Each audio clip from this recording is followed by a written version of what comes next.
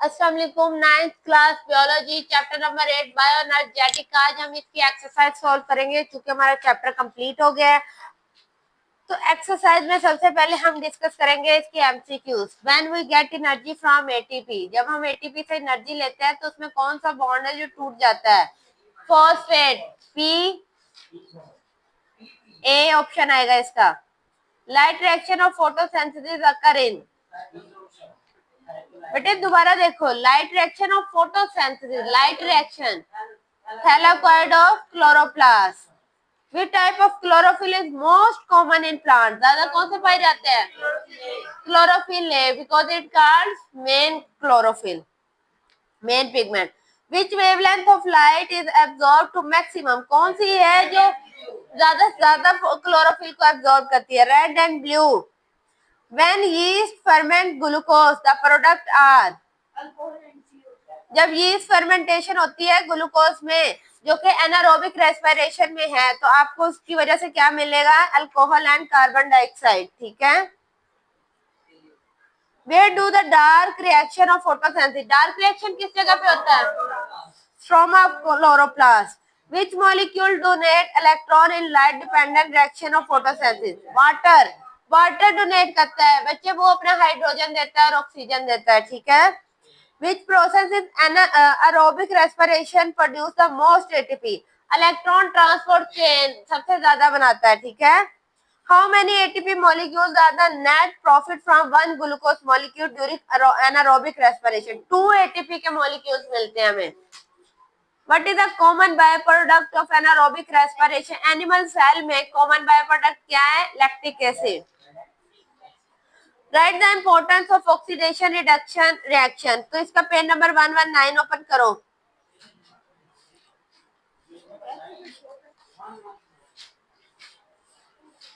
One 119 में last paragraph है, वो वाला करो जी। मैं बताती हूँ। 119 oxidation reduction reaction are fundamental to metabolism of organism. ये जरूरी है। इन दिस रिएक्शन इलेक्ट्रॉन जो है वो ट्रांसफर होते हैं मॉलिक्यूल्स के दरमियान में। ऑक्सीडेशन में मॉलिक्यूल लूज होते हैं, रिडक्शन में मॉलिक्यूल गेन होते हैं। और ये जो इलेक्ट्रॉन का फ्लो है ये जरूरी है किसके लिए? एनर्जी बनाने के लिए। एटीपी में कब? सेलुलर रेस्पिरेशन और फोटोसिंथेसिस में। अंडरस्टूड? नेक्स्ट पेज में सेलुलर रेस्पिरेशन एंड फोटोसिंथेसिस तक। ठीक है जी। ऑक्सीडेशन रिडक्शन से हो गया क्लियर? बेटे what do ATP and ADP mean? ATP और एडीपी का क्या मतलब है आपने बताना। ATP stand for adeno triphosphate and ADP stand for adeno diphosphate. इतना लिख लिया।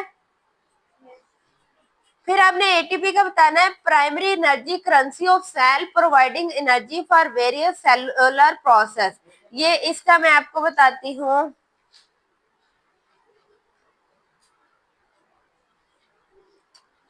इसका आप लिख लें, इसको लिख लें, थोड़ी सी जगह ढूंढे और वहां पे लिखें। ATP is primary energy currency of the cell. PRIMARY, primary energy currency, CURRENCY of cell। ये प्राइमरी एनर्जी करेंसी है, सेल की, प्रोवाइड करती है एनर्जी वेरियस सेलुलर प्रोसेस के लिए, जैसे कि मसल कॉन्ट्रैक्शन, प्रोटीन सिंथेसिस के लिए। जबकि एडीपी जो है ये एटीपी से बनती है, is produce when ATP is hydrolysed to release energy. ठीक है, मैं आपको लिखवाती हूँ। इतना हो गया?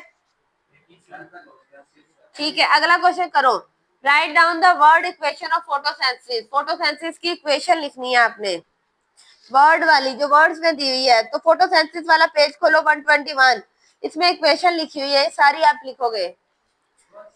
कार्बन डाइऑक्साइड वाली वाटर, लाइट एनर्जी और ग्लूकोज, ये दोनों नंबर में भी लिख लो और वर्ड्स में भी लिख लो जी। ये ब्लू बॉक्स को पूरा अंडरलाइन करो।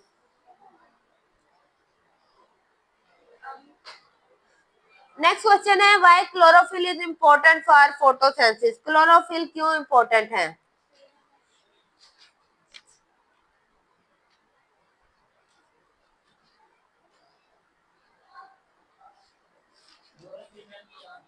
रोल ऑफ क्लोरोफिल में आ जाओ. Chlorophyll is green pigment.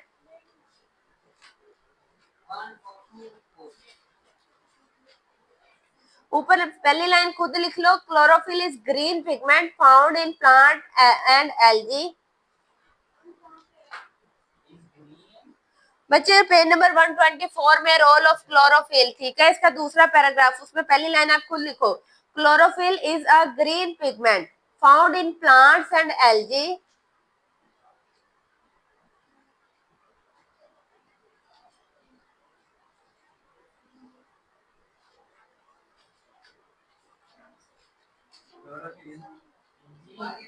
Green pigment found in plant and algae. आगे आपने यही करना है. दीज पिगमेंट्स, दीज लिख लो, फिर यहीं से pigments absorb sunlight and convert into chemical energy for photosynthesis.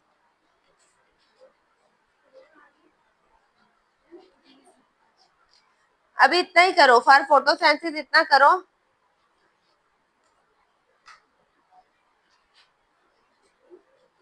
It is used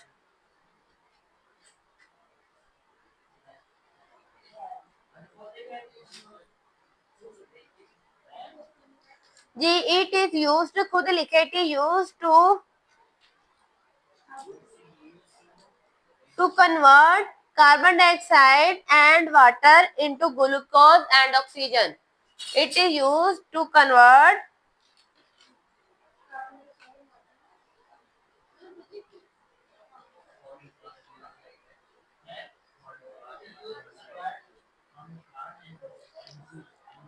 okay. दोबारा मुझे सुनो जरा. आपने कहना है chlorophyll is a green pigment found in plant and algae. उसके बाद आपने कहना है these pigment absorb sunlight and convert it into chemical energy for photosynthesis. ठीक है, इतना आपने कर लिया. व्हेन आगे आप लिखो इट इज यूज्ड, वो रिमूव कर दो. It is also used to transfer energy to other molecules. To transfer energy to other molecules.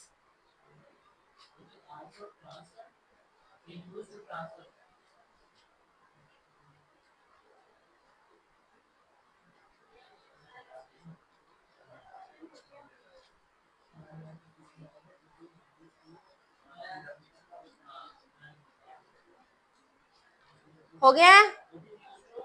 अगला सवाल है, रुको.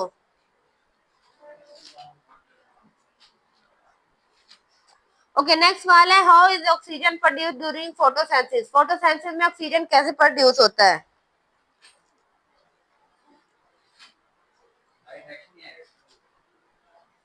इसमें लाइट रिएक्शन आएगा क्या, देखते हैं.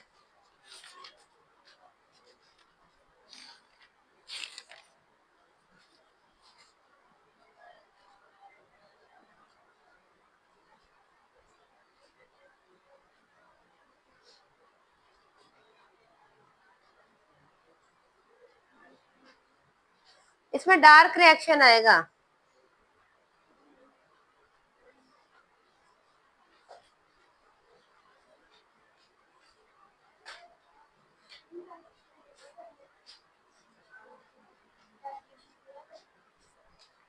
जी, अभी यही करें, पूरा करो, बाद में मैं इसको शॉर्ट करवा देती हूँ. ठीक है,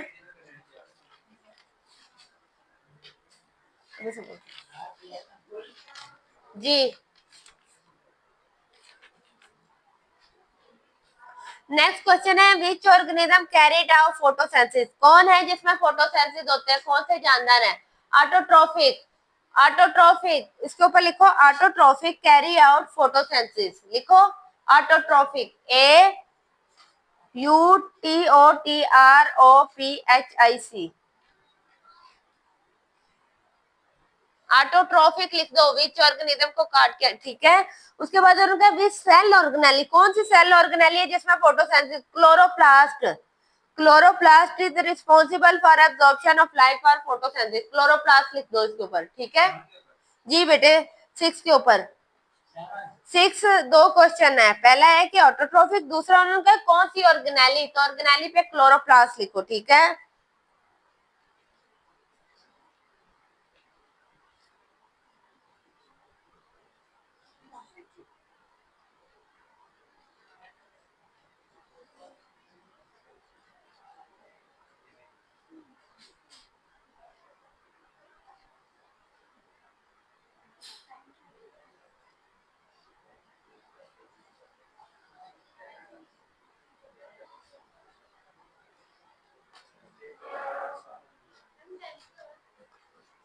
सबर कर लिया नहीं बेटे। उसके बाद अगला क्वेश्चन, ये 7 हो गया। 7 में state the main purpose of cellular respiration, cellular respiration का मेन पर्पस क्या है। 124 पे आ जाओ। इसमें सेलुलर रेस्पिरेशन का जो फर्स्ट पैराग्राफ है वो लिखो जी। Energy in glucose, organism get energy by breaking of carbon hydrogen bond of food. For this purpose they carry out oxidation of food inside cell. The oxidation of food is called cellular respiration, more common use by cell to get energy in glucose, ठीक है।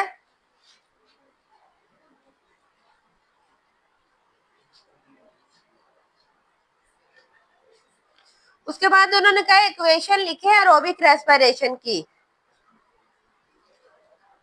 इसमें aerobic respiration आएगा सारा बेटे। इससे next question जो है 8 question, 8 वाले में उन्होंने कहा है state the equation for aerobic respiration, word में बतानी है। तो आपने कहना है सेलुलर रेस्पिरेशन जब एब्सेंस, ऑक्सीजन की एब्सेंस में हो तो वो एरोबिक है। ये कंप्लीट ऑक्सीडेशन करता है ग्लूकोज की मैक्सिमम एनर्जी रिलीज करके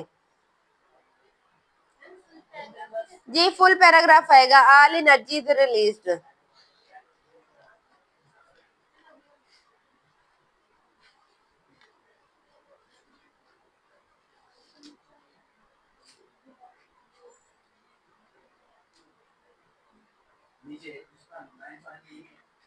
उसके 9th वाले का है, एक नोट लिखो कि क्या रोल है ऑक्सीजन का इसमें एरोबिक रेस्पिरेशन में।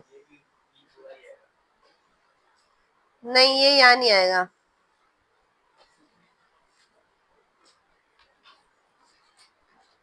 उसके बाद एरोबिक रेस्पिरेशन में और एनारोबिक दोनों की डिफाइन लगाओ।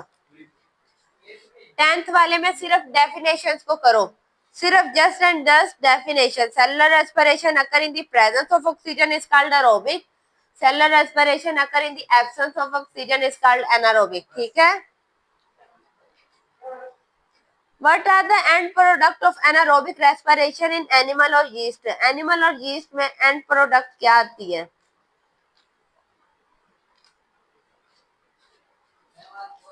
In animal the end product is lactic acid.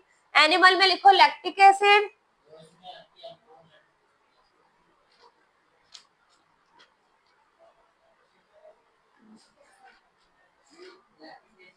और यीस्ट वाले में लिखो ethanol and carbon dioxide.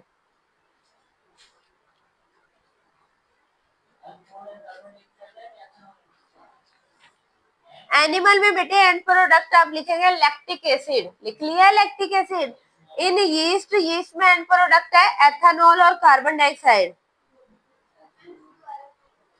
Animal में लैक्टिक एसिड,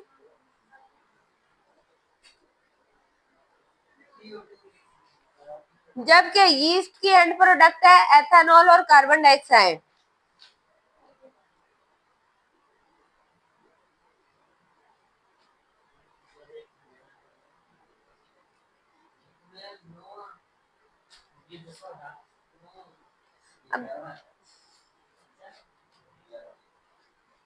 अब जो आपके क्वेश्चन रह गए वो मैं आपको कल करवा दूंगी, ठीक है। आज के लिए इतना काफी है।